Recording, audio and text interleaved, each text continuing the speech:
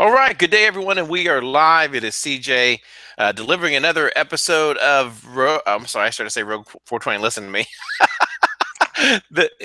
Well, I'm all messed up. This Dex, we changed the shows up this week and everything else. So it is trading Terrordome with Dex The AlgoCapitalist.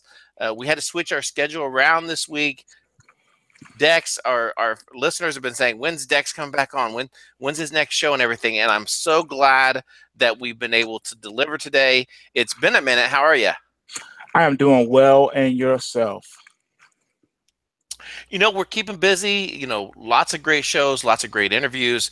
I'm sorry we haven't been able to catch up for, gosh, almost a week and a half now, but that's irrelevant. We're here now. We're ready to break it down for our listeners. Hopefully we can go through some things here, what's on your radar. Maybe we can open it up a little bit in the chat room today, answer some questions from our listeners. And it's always fun with you, Dex. So,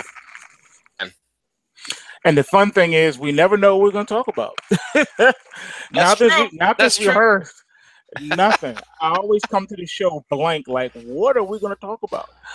And then it just rolls from there. I've been in the lab, as most people know. I haven't even had time to do the pre-market post scans or the end-of-day reports because I've been in the lab, hard body karate, working on algos, adding some new securities. They got new things coming out. There were some new cryptocurrencies that we added.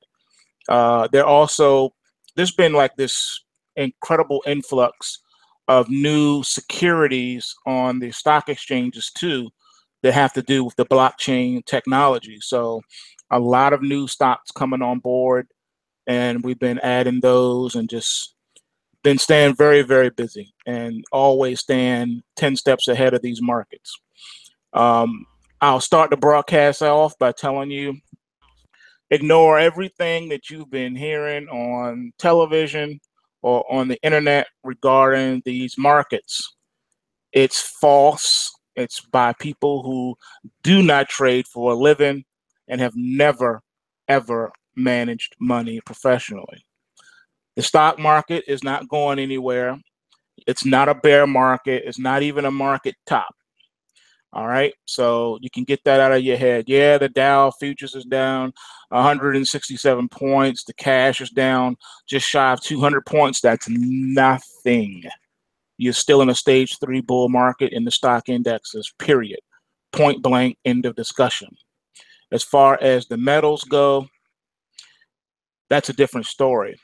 What's happening right now in the metals is building and jockeying for position, building a base so they can get to a stage 3 bull market. Right now, the metals are still trapped in a stage 2 bear market, algorithmically speaking.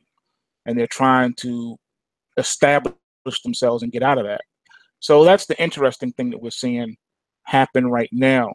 Going back to the equities real quick, there were crash alerts issued for the Dow and the S&P this morning, but that's it. And when we say crash alerts, rallies and crash alerts on the pulse wave system does not mean a flash crash or some 1,000-point rally. It just means expect the market momentum to be bearish on a crash alert or bullish on a rally alert. That's just what that means. All right. So with that being said, those are the only two that we had crash alerts for. And to be quite honest with you right now, the markets have not really impressed as of yet. I can't really say, oh, this is some incredible move. We have technical damage on the chart. No, we don't. We really don't. And tomorrow's Take Back Friday on top of that. The one thing that was interesting was the breakout in natural gas, getting close to $3.20 after being very low for a long time, stuck in a range. And that's because we're getting closer to winter now, and we're winding down the fall, and temperatures are starting to plummet. So that's the seasonality story behind the natural gas. Other than that, everything else you ever heard lately in the last 2 weeks in the mainstream media or alternative media is just filler, because there's really not a whole lot to really discuss and talk about, to be honest with you. Things have been pretty quiet and humdrum and just business as usual. Nothing really spectacular to talk about. Yeah, let's jump into a couple of things that I think could affect the markets, and one in particular was the Middle East in regards to the Saudis and the petrodollar and the oil prices. Uh, Dex, what's on your radar? Has anything hit your algos in terms of any oil prices shooting up? What are your thoughts on that? That's just natural. That's been building for the past several months. Right now, crude oil futures is in a stage three bull market. So it's marching towards $60, which is the initial target that I've been given for some time now. And today it started the day off of a crash alert as well. So it's been the rally in that has been a little tempered today, not too much upside because of that. That that the selling pressure is there to keep it at bay. As far as the Saudi story, um, keep in mind that Saudi Arabia is the U.S. whipping boy. All right, there is an agreement for them to be the fall guy for whatever we need them to be. Saudi is very interesting when it comes to the Middle East. They're looked at differently by the surrounding countries. They're not seen as the same. They're just different. They're more Western than the rest of the surrounding nations. Just people need to keep that in mind. They're very much westernized. In addition to that, there's really no story there except for a change of power, changing of the guard over there. So you're seeing a little bit of flexing, saber rattling, just to appease their Western counterparts, and that's all you're seeing in Saudi Arabia. It's nothing really to talk about. I put it to you like this: nothing's going to happen to Prince Alawid and his cohorts the same way that nothing is going to happen to to that dude. What's his name? Lonzo, the Ball family. Nothing's going to happen to the brother Right. D'Angelo. He ain't gonna see 5 minutes in jail because he's part of the system. If he was a regular dude, he would already be starting on his 10-year sentence in China. So it's just filler. Like I said, it's really nothing to talk about. It's not going to affect the markets no way, no how. Right, right, right. Yeah. What was your take on the what was that the ICO funds that are frozen right now in the parity wallets? I know that yesterday we discussed a little bit, but apparently it affected, was it Ethereum that it affected with $150 million frozen in assets right now? Yeah, I didn't hear. I'm not too much up to speed on that. Anything that came out over the last 24 hours, I'm a little behind the curve on, to be quite honest, because I just got out of the lab this morning. Um, I have been hearing about just so much news coming across about them cracking down on ICOs. I know that.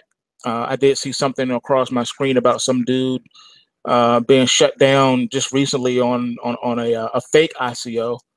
But other than that, I'm not too keen on the last 24 hours. You can fill me in with what's going on. Yeah, well, it looks like there was basically a bad update, right? A bad fork, and what happened was there was a code that was accidentally deleted, and it froze pretty much like $150 million worth of ether. So Wow. now they're kind of stuck. Yeah, so they're kind of stuck right now, trying to figure out, okay, well, how do we free these funds up? They're there. It's just a matter of getting into the code. There's some talk of potentially another fork in there to try to free it up, but they're working around the clock, try to determine what is the right step to do here. Potentially, it could have led to the cancellation. I believe that there was supposed to be another Bitcoin fork coming up, but I think that they canceled that as of yesterday.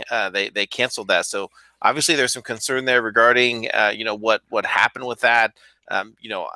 Interesting enough, Ethereum, I believe, is up today. Bitcoin's down a little bit, but we just continue to see that whole crypto blockchain space just continue to grow. I'm Dex. still not clear on a few things though when it comes to the crypto space, and I need somebody to set me straight on it. Maybe you can help. All right. When we talk about all these forks that are coming up, the big question mark is, why do we need so many forks? Why are they trying to break up the Bitcoin? Is what it looks like to me. It's almost like trying to do stock splits and reverse splits. When stocks get too high, the first thing they want to do is they want to split it up, bring down the price. So it seems like they keep forking the Bitcoin because they're trying to bring down that price. Makes sense to me. Right. Well, I read an article the other day, so I am now officially an expert, Dex. Oh, okay, that's what's up. That's what's up. No, I hopefully our listeners know I say that jokingly, but here's my take as far as my understanding of it. People can smash me in the comments section later on if they want. Apparently, what happens within the blockchain of Bitcoin is how it's scaled. Okay. There are the old school was two trains of thoughts regarding the blockchain, Bitcoin, and the amount of transactions that Bitcoin could have, and there was limited space within that because that's what the code provided. Well, another school of thought came and said, well, wait a minute, why all these transactions coming in, the scaling is a problem because the transactions aren't processing. It's limiting, especially if you think of the growth of Bitcoin, whether retailers begin using it, the conversion rate.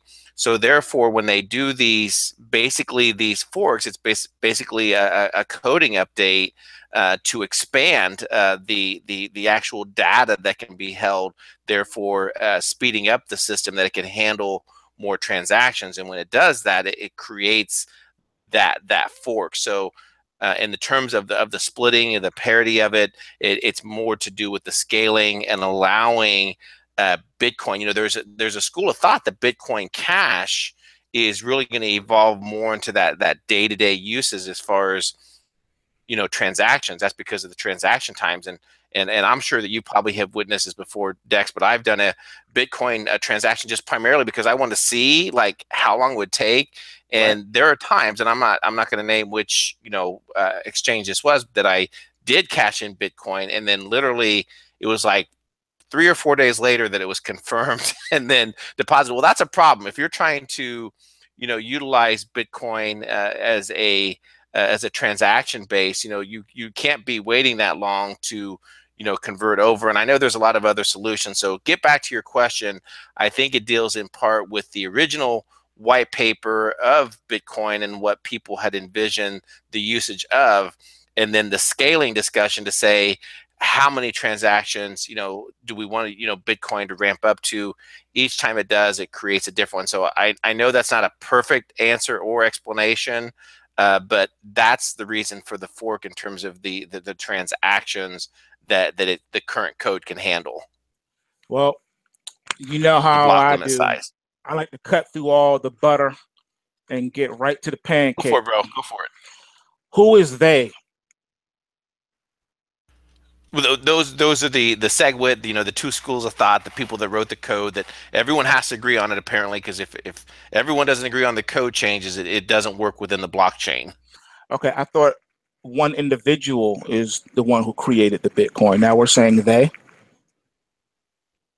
Terms of the code, the whole code that's written, and obviously that's code that's utilized from my understanding. So again, in terms of adapting the code, and that's why we're seeing even some new people come online, and more importantly, like some of the financial institutions are trying to write their own code for their own blockchain to be utilized, and that's not going to be a complete blockchain solution. That's going to be a closed end, at some point. Sounds to me like we already have a Bitcoin central bank behind the curtain, a they that controls all this, that decides, oh, we're going to do a SegWit. Oh, we're going to do another fork. Instead of, they have new language. Instead of saying stock split, you say fork. And there's always a they. There's this they. All right. And if this they is centralized, that's a central bank.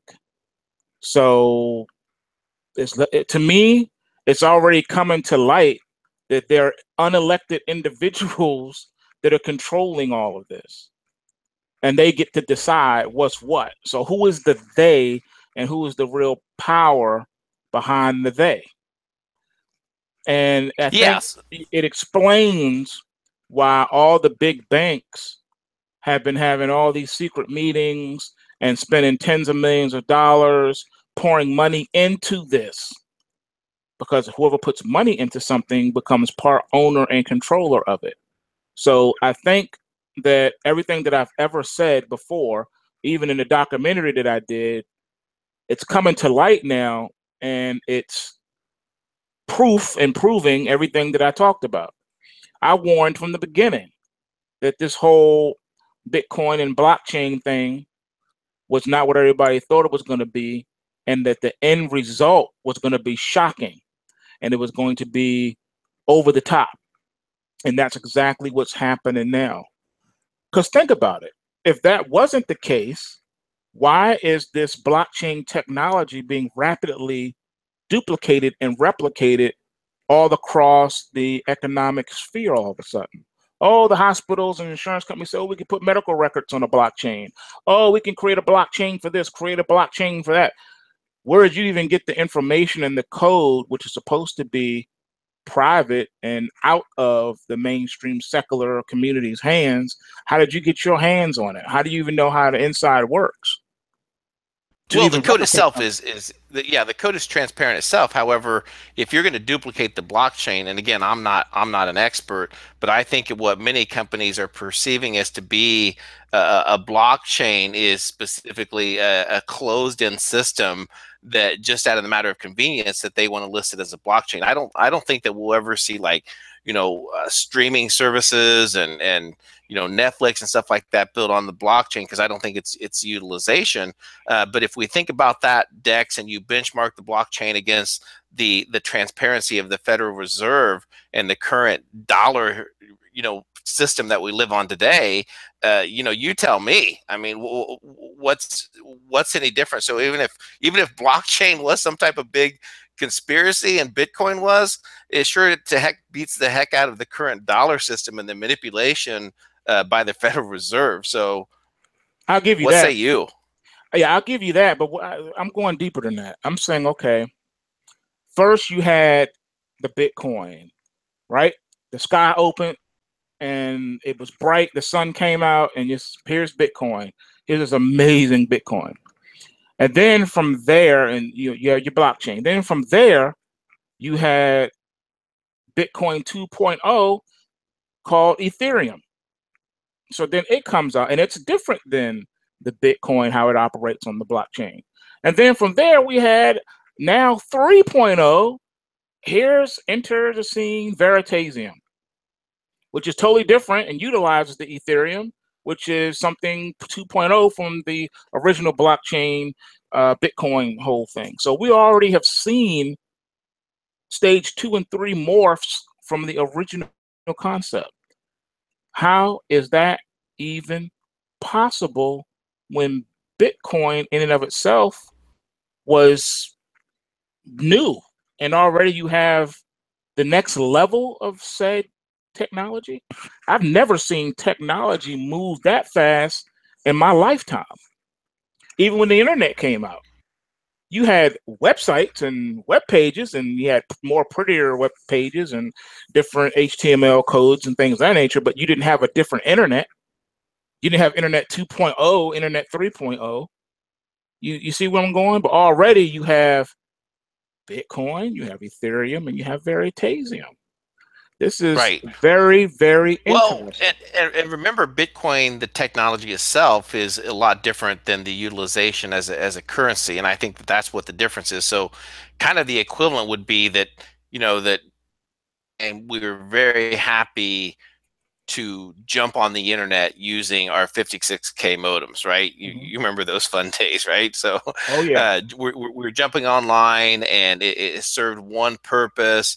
If don't dare answer the phone or use the fax machine, Dex, when we're on our 56K modems, right? And Exactly. then all of a Exactly. sudden they said, wait a minute, we can put data through that cable that comes into your house too. And by the way, that cable is very underutilized. So we're going to create this thing called broadband, and we're going to open that up to allow even more the exchange of data, the exchange of information. And then that's not it. They didn't finish there. They said, well, wait a minute. We got this other really cool thing called fiber optic networks, and we can put fiber optics into your home. So Bitcoin is kind of scaling the same way as far as the technology. So the original Bitcoin core, 1 megabyte block size, it only handled so many transactions. It was boggy. It wasn't serving the supply cap in terms of being able to utilize it for what means people envisioned it. And again, you're talking about an old, a couple different, schools of thoughts in terms of the growth and how Bitcoin is utilized. So then Bitcoin Cash came along and said, wait a minute, we want to open up the block size to 8 megabytes, do it a little bit differently, bigger blocks, faster transactions, allow more to come in, and then boom, that's what the Bitcoin Gold came around to, expending more. So I think in part is when you think of Bitcoin as a medium of exchange and far as a currency, different than Bitcoins in terms of the technologies and the applications that could be used for it. So you're saying that Bitcoin, Ethereum, and Veritasium is analogous to the 56K modem, cable internet speed, and then of course your fiber speeds. Okay, all right, I'll give you that, but the only difference is those changed how we access the internet. It didn't change the internet. It wasn't different internets. Correct me if I'm wrong, but isn't Veritasium totally different than Ethereum, and Ethereum's totally different than Well, Bitcoin? yeah, but then now you're talking about smart contracts and consulting in terms of infrastructure, people using the Ethereum code. So it depends on how you look at it. Basically, the crypto space, whether you're looking at it as a utility, a means of exchange, as a currency, which some people are doing. Some people are looking at more as an investment space, which again, the school of thought there is that do you know what you're doing as far as if you're using it as an investment? And then there's the school of thought regarding the technology aspect around the blockchain, creating that. And we're not going to see that. We're not going to see tons of closed-in system networks that are going to be at risk of some type of vulnerability. They're not going to want that transparency. They're not going to want that openness to see that. But if you're talking about some type of infrastructure, maybe at some point, maybe one of the logistics companies utilizes it for their different companies and their the ordering systems that go from vendor to manufacturer. Maybe there's a space for it there. So again, I think you're going to see a lot of companies that come out and say, oh yeah, we're investing on the blockchain and we're going to do it. Now, whether they truly do it, who knows? But to me, I'm just looking at it more of the component of a disruption to the status quo. And the beautiful thing is Dex, is that you don't have to invest in it. If you don't want to invest in it, don't. There's tons of other, whether it's the stock market, whether it's the gold, the silver, just provides us another opportunity. But everything that we invest in has risk, and you know that. No, I guess what I'm saying is, I think all three technologies can literally stand on their own, is what I'm saying. Like, for instance, it'd be like comparing, or if I take Bitcoin, Veritasium, and Ethereum, to me, it's like saying beta, VHS, CD, or Blu-ray, or digital copy, or old school film, reel-to-reel film. Each one can stand on their own and independent of the other ones, or you can kind of mix and use them all together. Like at one point, the boom boxes that came out, they played the CDs, but they still played cassette tapes also. Each one could stand on its own and independent of the other, but one technology was considered superior than the older technology. That's kind of like how I'm seeing it. I'm seeing it morphing into stages, and we may not have seen the last thing to come out of this. I mean, just look at the amazement of the whole crypto space. At first, all you had was a Bitcoin. Now you got your Ethereum. Now you got your Veritasium. Now you have hundreds of altcoins, and then you have forks that produce more coins. Like you have the Bitcoin Cash. You have Bit Gold. You have all these bits and they keep evolving into different things now. That's kind of what I see is happening. Now, there's a difference between open and closed systems. Like, for instance, not all software code is available to the public. Microsoft doesn't give its stuff to the public. However, there's free software on the internet you can download, and they say it's open source. So you can add and do what you want to with the product. But the crypto space is not like that. It's not necessarily open to the public to do what they want and add to it and take from it. It's closed. It's a closed source. It's like cable. Cable TV used to be more open, where you could jack your neighbor's cable and stuff. But now cable TV is closed source. You just can't take an antenna to your roof of your house and jack signal. It's closed. It's on a box now. You have to have a box in order to get the signal. It's closed, so you can't jack it. That's kind of what I'm seeing now. I see this as not really an open source, product for all to add to and do what they want. Like Open Office software. This is more Excel software. You know what I'm saying? It's not. Right, It's, right. it's not. That kind of software. And so I go back to saying, who is the who and the they that get to decide who, what, where, and why, and how this whole crypto space blockchain thing will operate. You know what I'm saying? Yeah, and I think, yeah, and I no, I agree with that, and I think it's going to evolve. I think it's going to evolve even more. I mean, I think that's why we have, the central banks, the IMF. We have countries that are like, well, wait a minute.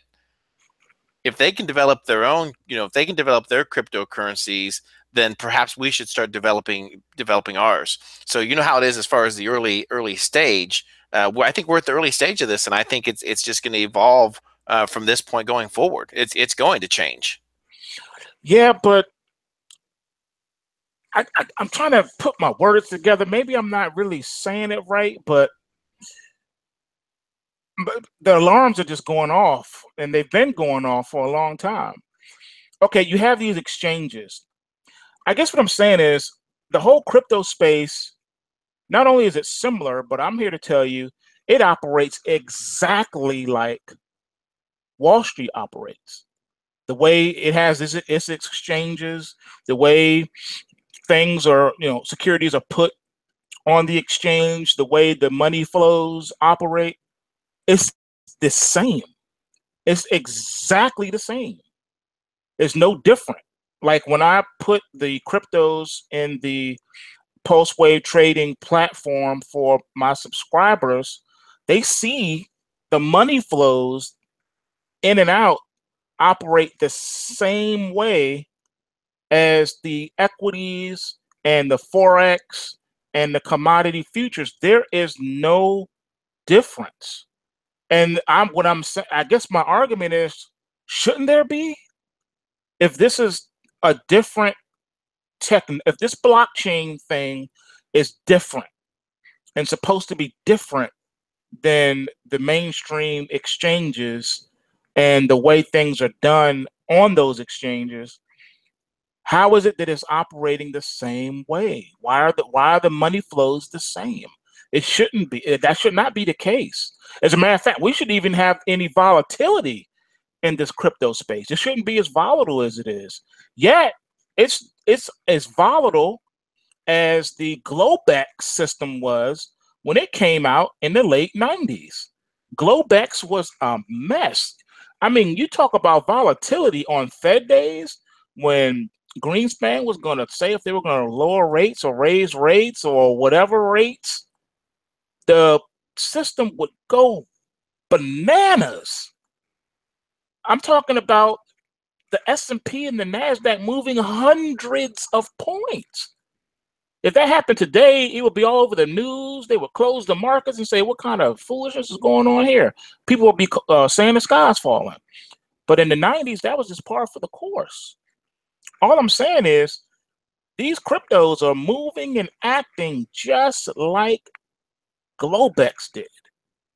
And yeah, you had other exchanges come out in the late 90s too. I remember the most famous one that came on board was Archipelago. All right, and it was going to be revolutionary, and it was going to do this and that. And I remember the Nasdaq coming on into play, and all these other things. And you know, some didn't make it. You know, the ones that you see today are the exchanges that pretty much made it. But back then, like I said, it was the same thing, and I just see it moving the same way as Wall Street moved in the past, and it's moving now. And I have to say, how is that possible? How am I able to do what I do in this new space the same way I do in the equity space? And if anyone is in the live chat from the premium trading room, y'all can chime in and back me up on this. It's the same. How is that possible? Well, we're going to see. Well, right now, for example, recently announced was the CME was going to be putting in place circuit breakers for future markets, on Bitcoin. So, what they envision is to do exactly as far as regulating the price fluctuations on any given market day. Therefore, putting together paper future contracts for Bitcoin, right, and other cryptocurrencies. So they're going to attempt to do this, but as they openly admit that right now, that's only going to be granted for those participating in those doing the paper-backed cryptos, which right now, I think it's probably a small group. I know that I had one person reach out to me, Dex, and said, "Well, I'm gonna get into crypto. I'm gonna go talk to my financial advisor about it tomorrow." I'm like, "Why do you have to go see a financial advisor about?" I mean, granted, I'm not saying to go invest your whole nest egg into the cryptocurrencies, but I'm like, that's the beautiful thing about the crypto space is that anyone can participate in it. And yes, it's risky, right? There's nothing that's guaranteed. There's going to be price fluctuations versus the CME coming in saying, well, we're going to put circuit breakers in place to, kind of like rarely happens in Wall Street that they'll flip the breakers, when the algos go off the chart, to shut the system down. They're going to try to attempt this with the crypto space. But as they openly admit that, unfortunately right now, well, thank goodness right now that there's so much exchanges outside the CME's control, they're going to have a lot of difficulty getting that accomplished. Well, and that just goes back to my original point. The Chicago Mercantile Exchange is coming out with a Bitcoin futures contract. All right, a derivative based on a derivative, and that just lets you know that the Bitcoins and the whole crypto space is here to stay. They're not going anywhere. They don't make a futures contract on something that is a fad or here today and gone tomorrow. They learned their lesson back when you were able to trade eggs many years ago. All right, and that failed, and they said never again. It got so bad, people were just setting their eggs on the Capitol steps. So that's not going to happen again. All right. Yeah, I Every go ahead. every, every commodity contract that's on there now has liquidity, and it's not going anywhere. You can still trade butter and milk and soybeans and the whole gamut. The only thing you cannot trade that got not necessarily delisted, but just delisted from your broker won't let you trade it, which is pork bellies. So right now I'm seeing the same thing happening. It's just letting me know too that there is some type of government involved in this, because if it wasn't, it would be impossible for the Chicago Mercantile Exchange to make a Bitcoin futures contract. And in addition to that, I know that there's law affiliates involved too, because they keep coming out with new stocks, new equities in the blockchain space. They're coming to market. They're trading on the over the counter and pink sheets. So I'm just saying. Yeah, and someone just wrote in the chat room that the futures contract does not trade a single Bitcoin. It's a cash settlement. That's correct. Just like every other futures contract. Um, that is settled in cash. Not all futures contracts are settled in cash. Some, are settled based on, the actual commodity itself. But That goes without saying. There has to be some type of maintenance involved where you have price discovery and where price can mirror the thing that it's a derivative of. So in this case, talking about the Bitcoin, it has to be able to track it in a centralized way so that you have that price discovery there. Without it, it's Right. impossible. That's all I'm saying. The government is involved, No, folks. I'm going around. I'm saying the government is involved and in control of the crypto space way more than people are aware of. That's all I'm saying.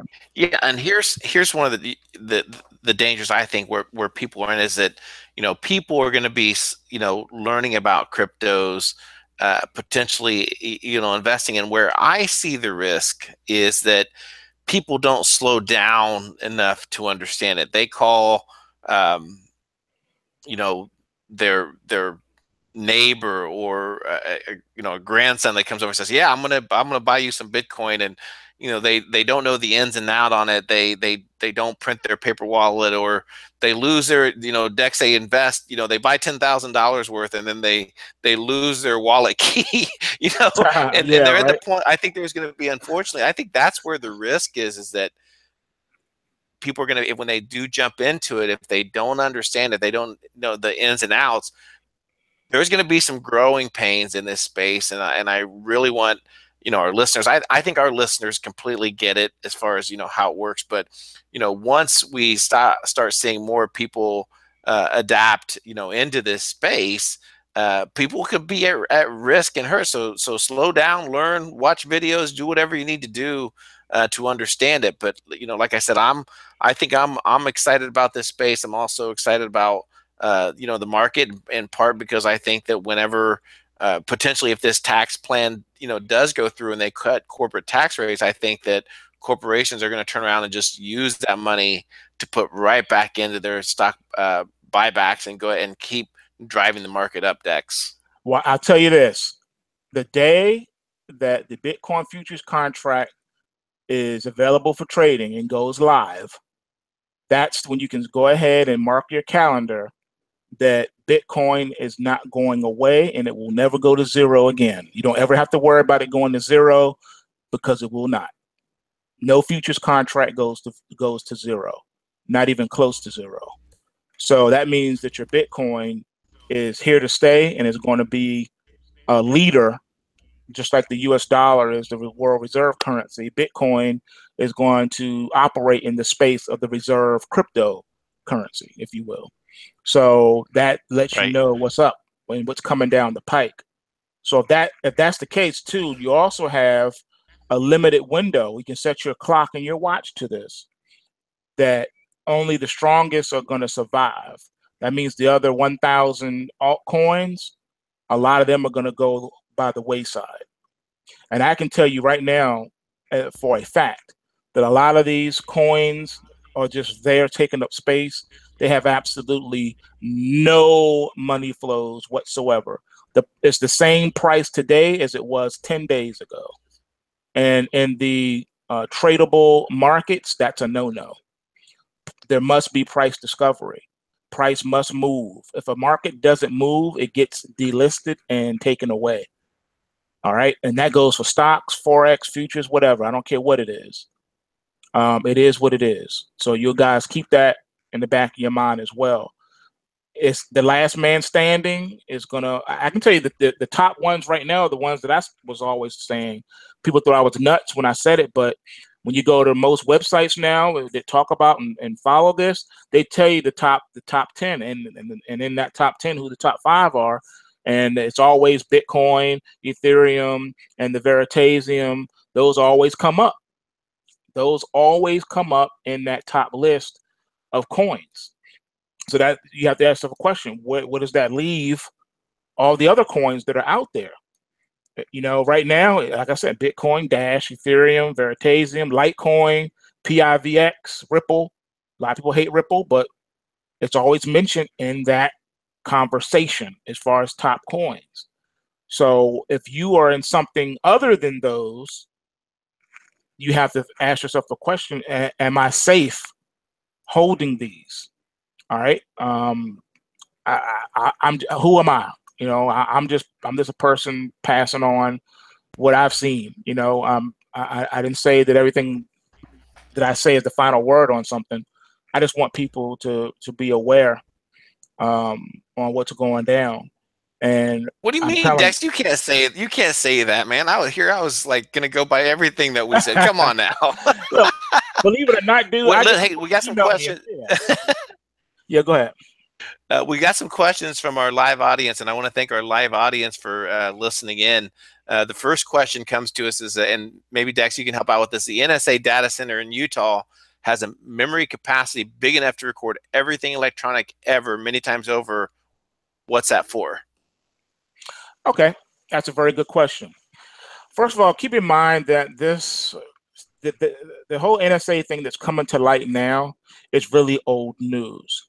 Back in 1994, over in Europe, they had a technology called the Beast. That was the name of it. It was called the Beast, located in Europe, and it housed all information on every human being on the planet. The computer was a mile long. They had a mile stretch of buildings all connecting to this hive mind, and it was called the Beast. All right. This was back in 1994.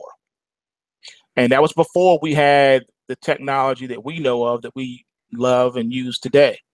So if that's what they had in 1994, something that was a mile long that had information on every human being on the planet, it should make you think if what version of the NSA's technology is that derivative from that Beast software back in 1994. And I'll tell you exactly what it's for.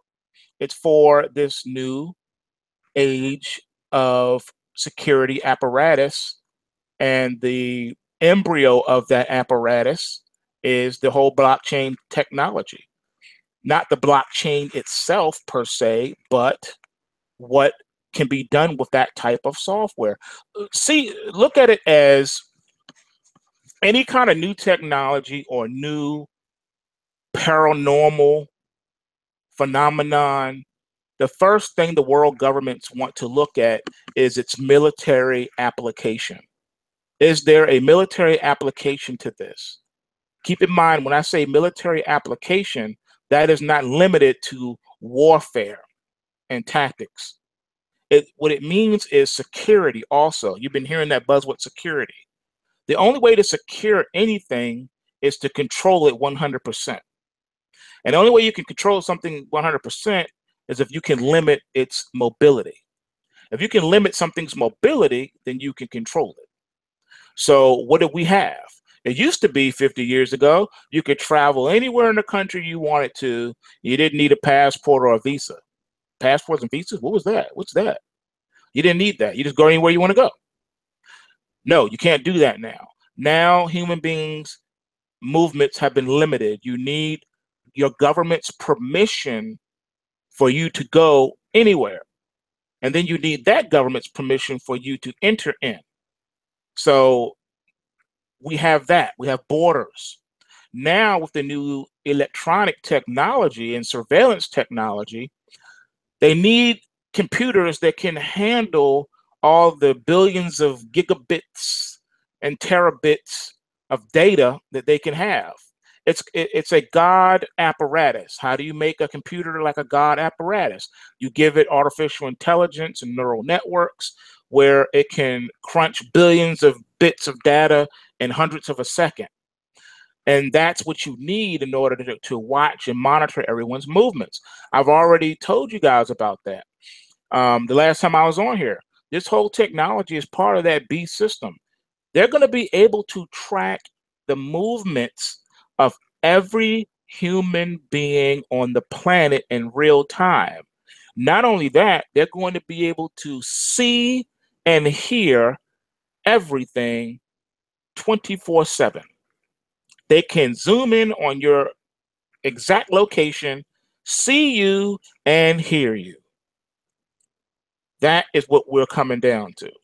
You say, how in the world would they be able to do that? Well, if you take a look at all these cell phone towers that are everywhere, those towers are not limited to just your cell phone. Those towers have the GPS apparatus on it, and they even have new ones now. All these boxes they've been putting up all over the country, and people are like, "What are those little boxes?" And they've been trying to spin it as, "Oh, these are um, mobile towers," meaning that these little towers are little mobile versions of the cell phone tower things, and we put these here, and whatever, and it's used to give better cell phone coverage in areas that don't have it. That's a bunch of bunk. All right, that is not what that's for. That's part of this system that you, in your question with this NSA thing, this is part of that, so it can be connected into that. Also, all the drones that they have up flying around, they can see things in real time and HD clarity and hear everything. These things are also connected into these mini towers and all these telephone poles way up high where you can't see them. That's what that is. And then the next stage will be to roll out the device that you have to wear on your person, and then that's how they'll be able to track you. Just like with cell phones, people love their cell phones. All the cell phones have GPS built into them. Anytime you go and you buy a new smartphone, the first thing it tells you that you have to do is key in your account information, your social media, your email, all that stuff. And then it automatically tracks everything about you. It has your email address, your credit card information, it has all your stuff, your social media. So it automatically knows what you look like, it knows who your friends are, what your friends look like, it knows everything about you. All right. And that's just when you buy a new smartphone, and you got to put all your transfer all your stuff and all your files and stuff into there. That's what Right. that is.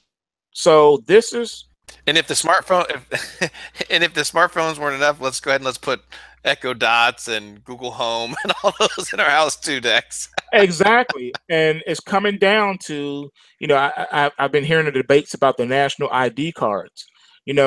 That's another step closer because, the cards have the chip on it. Anyone that has a bank account knows that the new ATM debit card things have those chips on them. That chip houses all types of information on it, and also has GPS characteristics to it also. So they're already going to be able to track you when you watch all the action movies in Hollywood. When a fugitive is on the run, what do they use to track that person? Their cell phone and credit cards. As soon as you make a purchase with a credit card, they know where you are. They can pinpoint you, time and date, and even now they have eyes on you because most department stores and things have cameras, so they can see you in real time. Remember the movie Enemy of the State? They chased Will Smith all up and down through that movie, and they had eyes on him the whole time, and they had audio. And that was a movie back in the late '90s, whatever. Come on, Right. man. Yep.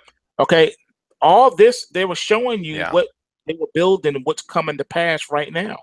So that's what it's for, to track us. And once they be able to track you, then the next stage is to be able to limit your mobility, because now you won't be able to go but so many different places. That's all this is going to, folks, and that's what it's about. It's not the thing that, oh, this going to keep you safe. No, it's not going to keep you safe. It's going to keep the powers that be safe from you, and that's what it's about. It's not about your safety. It's about their safety because they fear the people. Dex, we have a listen. We have a fan that wants to know about GE, General Electric. What's going on there? Should they potentially be shorting it? GE. Let's take a look. Let me type that in and pull it up. Let's see what we got here. All right, it's been in a precipitous downtrending market on the weekly chart for some time now. You should have already been shorting it. The opportune time to get short was back at the $30 handle. Currently, we're at $19.90. Market looks like it's trying to form some sort of a base around here. So I wouldn't get short just yet. This market needs to close tomorrow above $21.52, or it's going to open up the door and the opportunity for another leg down next week. So I will wait until the close tomorrow, see how this thing closes tomorrow. And if it can't close above 21.52, then yeah, you can start preparing to short it after that. And to know precisely when to short it and at what price to get short, that's what pulsewavetrading.com is for. Because not only do I tell you when something is shortable, but I tell you where, when, and how to go about doing it. Price is very important, price and time. And that's what the pulse wave price triggers do. Next question. Boom. I have one for you. Mm-hmm. Snap Inc. Snap Inc. We saw that Snapchat Okay. tapered off and just took a nosedive. Yeah, the CEO lost, gosh, I can't remember. I think he lost like 23 or 30 some million in one day. But anyway, they're getting ready to come out with a whole new app and everything. It's on, I think it's on a low. I think it's on a rolling low since their initial IPO. Yeah, it is. It hit a high of $29.44. And that high was hit on the week of February the 27th of this year, and hit a low of $11.28, which was done the week of August the 14th of this year. Currently, it says at $12.34 and is picking up or accelerating to the downside as we speak intraday. So right now, this one is dead in the water. This is not a buy, not at all. This is a sell. So I'm seeing a lot of short interest in this particular one. This is a dog. Dang. Yeah, I know. It's a dog right now. I saw someone say something about gold futures. Yeah, I trade gold futures. Gold and silver futures, yes, we trade those.